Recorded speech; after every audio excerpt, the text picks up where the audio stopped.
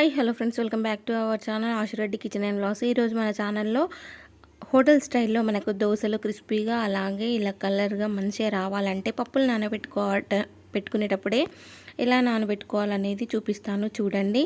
First అయితే ఇలా ఒక బౌల్ తీసుకొని అందులో 1 కప్పు వరకు అయితే మినపప్పు వేసుకుంటున్నాను. 1 కప్పు మినపప్పుకి హాఫ్ గ్లాస్ వరకు శనగపప్పు వేసుకోవాలి. అలాగే 1 గ్లాసు మినపప్పుకి 3 గ్లాసుల రైస్ అయితే నేను ఆల్రెడీ నానబెట్టుకున్నాను. ఇలా 1 గ్లాస్కి మినపప్పుకి 3 గ్లాసుల బియ్యం తీసుకోవాలి. అలాగే ఒక 2-3 టేబుల్ స్పూన్ల మెంతులు, అలాగే హాఫ్ గ్లాస్ వరకు శనగపప్పు వేసుకుంటున్నాను.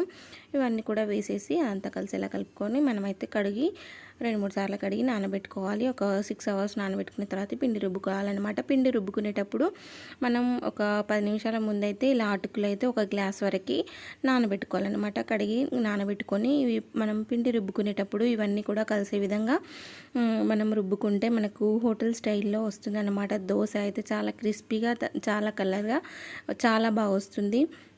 నేనైతే 1 కప్పు మినపప్పుకి 3 కప్పుల బియ్యం, అలాగే హాఫ్ గ్లాసు శనగపప్పు, ఇంకా 2 టేబుల్ స్పూన్ల మెంతులు వేసుకొని నానబెట్టుకున్నాను. చూసారా, ఇలా నానబెట్టుకోవాలన్నమాట. చాలా బాగా వస్తాయి.